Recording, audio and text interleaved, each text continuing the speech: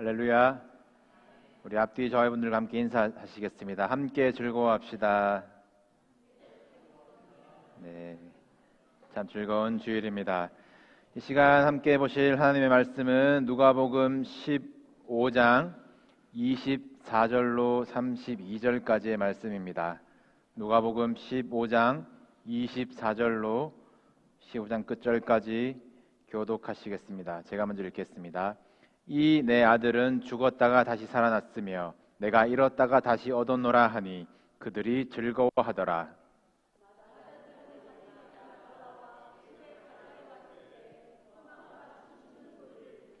한 종을 불러 이 무슨 일인가 물은데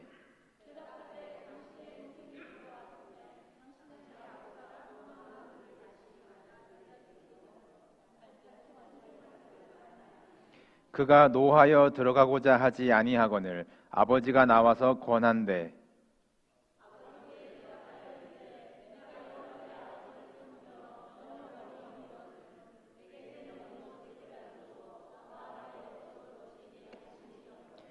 아버지의 살림을 창녀들과 함께 삼켜버린 이 아들이 돌아오매 이를 위하여 살찐 송아지를 잡으셨나이다.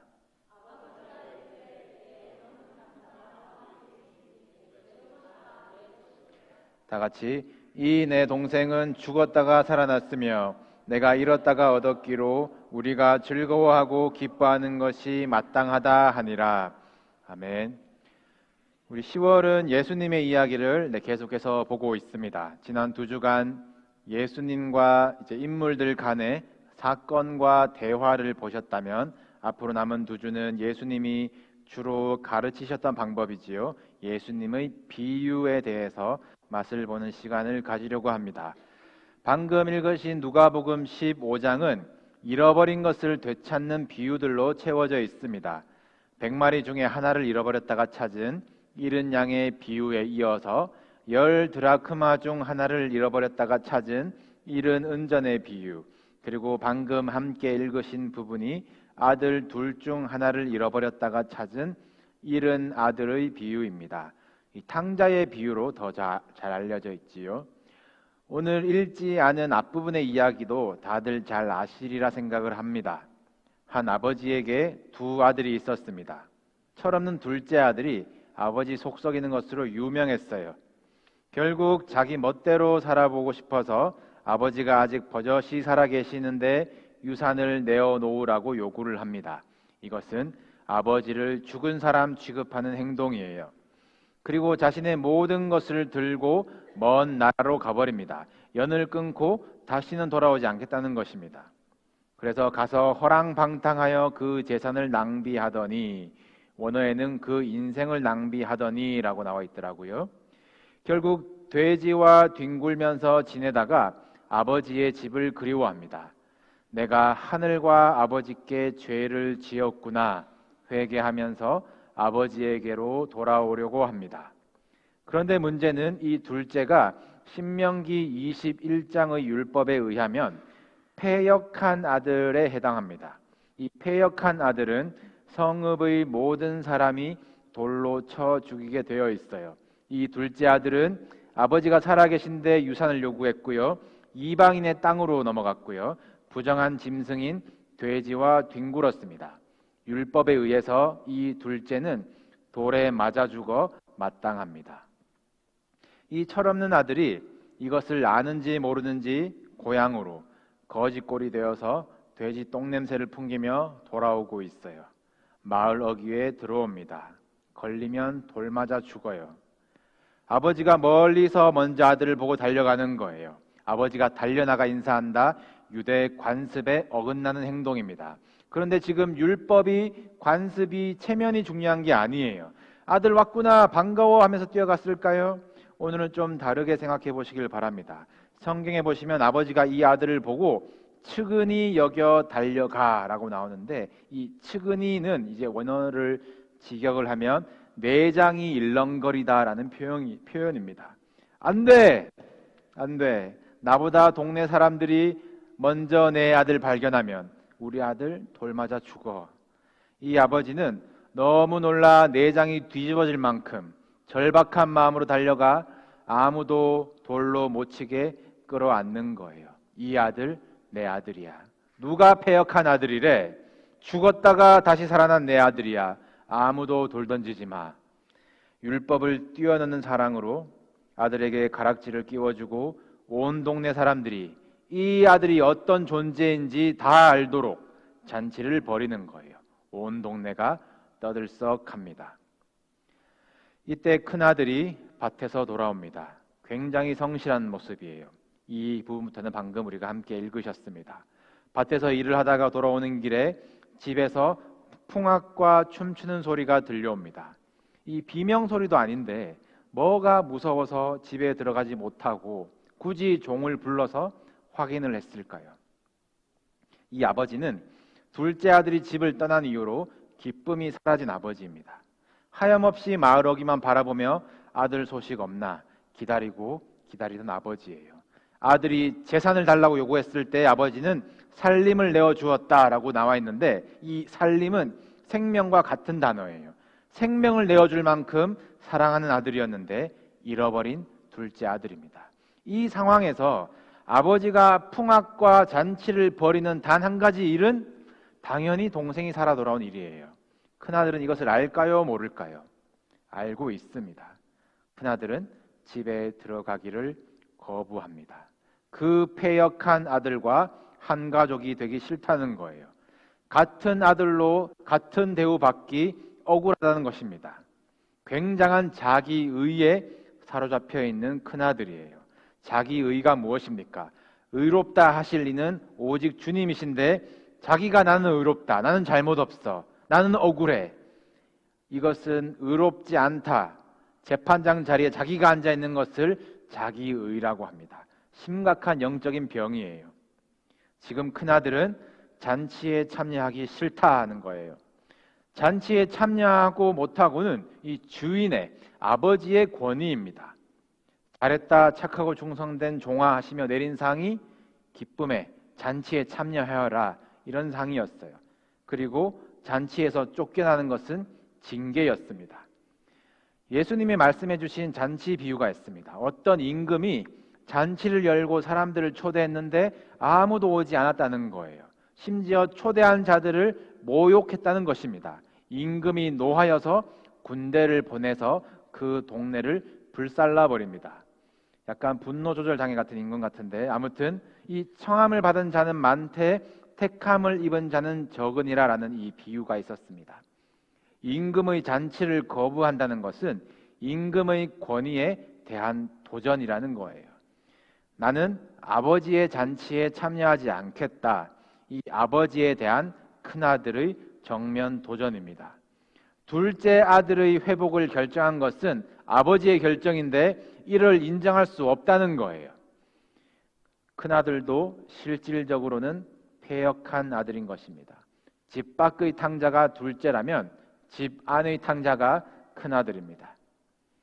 밖으로 나간 탕자는 고생하다가 밑바닥을 치고 정신을 차리지요. 내가 하늘과 아버지에게 죄를 지었구나. 회개할 기회를 가졌습니다. 그러나 이 집 안에 있는 탕자 큰아들은 대단한 착각을 하고 있어요. 자기가 손해를 감수하며 아버지를 위해 일을 하고 있다고 생각하고 있습니다. 내가 왜? 내가 뭐? 도무지 회개할 줄 모르는 아들이에요. 차라리 사고를 좀 치고 회개를 하면 좋겠는데 아버지 옆에 늘 붙어 있었다고 자기가 잘하는 줄 아는, 문제 없는 줄 아는, 착각하고 있는, 자기 눈에 들보는 못 보면서 형제의 눈에 티를 빼라고 현미경 대고 정죄하는 사람이 큰아들이었습니다. 교회 안에서, 가정 안에서 이러한 자기의에 빠진 사람이 공동체가 하나 되게 하는데 큰 어려움을 줍니다. 잃어버린 양을 찾아서 잔치를 벌이고 은전 하나를 찾아서 잔치를 벌이는데 하물며 아들을 다시 얻었는데 잔치 벌이는 것이 마땅하지 않냐? 우리가 함께 즐거워할 이유가 충분하지 않냐? 아버지가 설득을 하는데도 큰아들은 싫다는 거예요. 자기의 의에 용납이 안 된다는 것입니다. 오늘 이 흔하게 들은 탕자의 비유 속의 큰아들을 우리에게 비추어 보면 좋겠습니다. 큰아들에 대한 표현들을 조명해 보면요, 이 큰아들은 굉장히 자기 중심적인 사람입니다. 밭에서 일하다가 돌아오는데 집 근처에 오니까 풍악과 춤추는 소리가 들려요. 여기서 이미 배알이 꼬인 겁니다. 아, 뭐야, 나 빼놓고 뭐해? 나 일하고 오는 길인데 너네 뭐해? 이 잔치가 자기 중심이 아니기 때문에 일단 기분이 나쁜 거예요. 집에 안 들어갑니다. 기분이 상한다고 자리를 피하는 것으로 나 삐졌어 티내는 사람이 꼭 있어요. 어차피 집에 가는 길이면서 안 가고 굳이 종을 불러서 물어봅니다. 무슨 일인지 뻔히 예상하면서 남을 불러서 확인하는 거예요. 시동 거는 겁니다. 나 이제 불같이 화를 낼 거야. 너가 기름을 좀 부어줘. 큰아들입니다. 종이 이 큰아들에게 대답을 해요. 종이 대답하는 것을 보면 이 큰아들의 성격을 알고 눈치를 보고 있습니다. 큰아드님, 당신의 동생이 왔어요. 당신의 아버지가 잔치를 벌였어요. 당신의 동생이고 당신의 아버지입니다. 기분 푸세요. 종이 그렇게 이야기를 하고 있는데 이미 큰아들은 화내기를 마음먹고 물어본 건데 통하지를 않습니다. 노하여 들어가고자 하지 아니하거늘. 아버지도 이런 아들을 너무나 잘 압니다. 아버지가 또 체면 불구하고 나와서 아들을 권합니다. 이 권하다라는 단어가 파라칼레오라는 단어를 썼는데 헬라어가 참 구체적인 단어예요. 파라칼레오라는 이 단어는 옆에 서서 위로하다라는 뜻인데 성령님이 하시는 역할을 할 때 쓰는 동사예요. 그림이 좀 그려지시나요? 아버지가 나와서 아들의 옆에 서서 아들의 어깨에 손을 올리고 달래고 있는 장면입니다. 그런데 아들이 나는 화내는 것이 당당합니다라는 듯이 아버지에게 분노를 쏟아냅니다. 우리도 잘 그러지요. 매일 보는 편한 사이, 가족, 친구에게 화나는 대로 감정을 쏟아붓는 것. 아들이 뭐라고 하는지 봅시다. 내가 여러 해 아버지를 섬겨. 이 섬기다는 이 단어는 이 종들, 품꾼이 쓰는 단어 둘리오예요. 아들이 쓰는 단어가 아닙니다.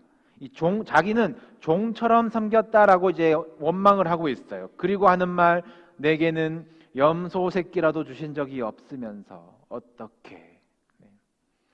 아버지가 아무것도 주시지 않았을까요? 오늘 본문의 앞부분을 보시면 아버지가 유산을 둘째에게 주실 때에 이미 큰아들 몫까지 각각 나누어 주었더라라고 나와 있습니다. 그리고 율법에는요, 장자의 몫은 2몫입니다. 다른 형제들보다 2배를 받아요. 그 2배를 이미 받았습니다. 그러나 아버지와 항상 함께 있으니 아버지의 것인지 나의 것인지 모르고 이 즐거움이 없는 큰아들이에요. 이 아들은 아버지가 아무것도 안 해주었다 그렇게 생각을 하고 있습니다. 원어대로 자신의 생명을 이미 각각 나누어준 아버지를 몰라주는 아들이에요. 부모에게 노한 이 아들의 표현이 더 심각해지고 있습니다. 둘째가 어떻게 돈을 다 낭비했는지 성경은 말하고 있지 않지만 이 큰아들은 자신의 동생을 가리켜 지레짐작 창녀들과 함께 돈을 다 삼켜버린 당신의 아들이라고 말하고 있어요. 자기 의에 빠져서 이미 그랬겠지 정죄를 해버렸습니다. 마음으로 확정짓고 판단하고 당신의 아들, 자기 동생이 아니라는 거예요. 막말이 수습이 안 되고 있습니다. 아버지의 마음이 얼마나 아플까요? 나갔던 탕자는 회개하고 돌아와 다시 아들의 자격을 회복하는 결말을 보았습니다.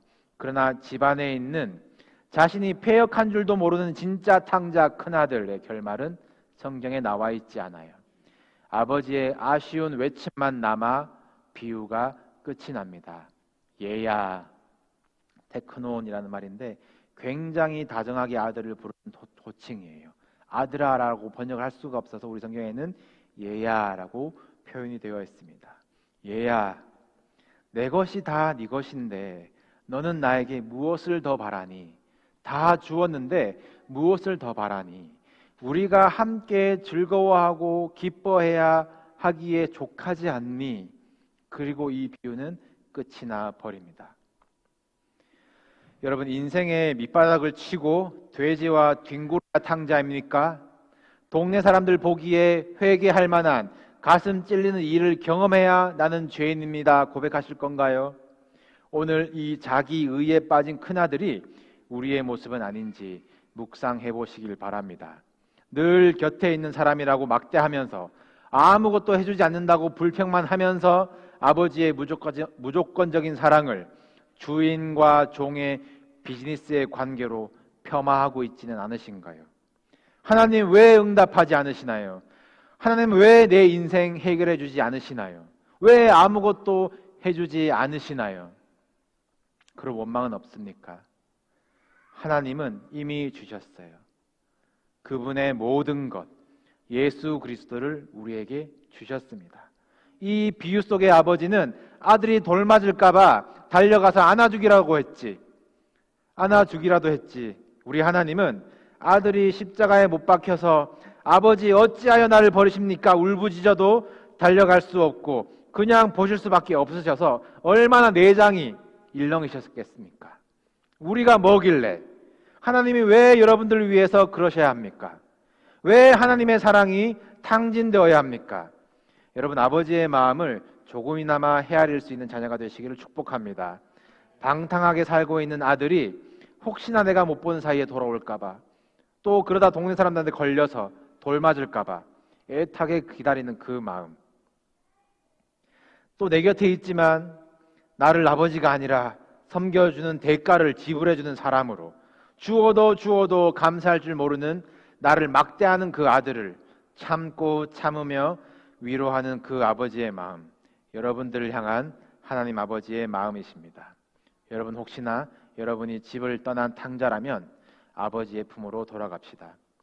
여러분, 종들은 재산을 나누어 주면 이윤을 남겨야 해요. 5을 맡기시고 5을 구하십니다. 탕진이 아니라 본전, 한 달한테 맡겼다가 한 달한테 드렸는데도 쫓겨나는 것이 종의 신분이에요. 그러나 아들에게는, 딸에게는 잃어버렸던지 뭘 하고 왔든지 묻지 않으세요. 아들로 딸로 그냥 와주기를, 아버지의 품 안에서 함께 즐거워해 주기를 바라고 계시는 하나님이십니다. 탕자가 돌아온 이유는 집에 먹을 것이 많기 때문입니다. 우리 교회에 먹을 것이 많나요? 네. 점심은 참 맛있는데 영의 양식에 먹을 것이 많다라는 소문이 나기를 원해요. 세상에서 방황하던 이들이 줄지어 아버지의 품으로 우리 교회로 돌아오기를 소원합니다. 여러분, 큰아들이 되어서 길을 막으실 건가요? 좁은 산인사회에서 이미 마음으로 누군가에 대한 정죄를 마치셨습니까? 손에 돌을 들고 계신 건 아니신가요? 혹시나 큰아들처럼 아버지 곁에 있긴 있었지만 아버지의 사랑을 낭비시킨 탕자라면 아버지의 기쁨이 여러분의 기쁨이 되기를 소원하시기 바랍니다. 함께 즐거워할 수 있는 공동체가 됩시다. 종처럼 다른 대가를 기다리고 바라는 것이 아니라 아버지의 것이 다 내 것이다, 그 아들의 또 딸의 자격을, 그 즐거움을 누리는 교회가 되기를 주님의 이름으로 축복합니다. 우리 시간 함께 찬양하시겠습니다.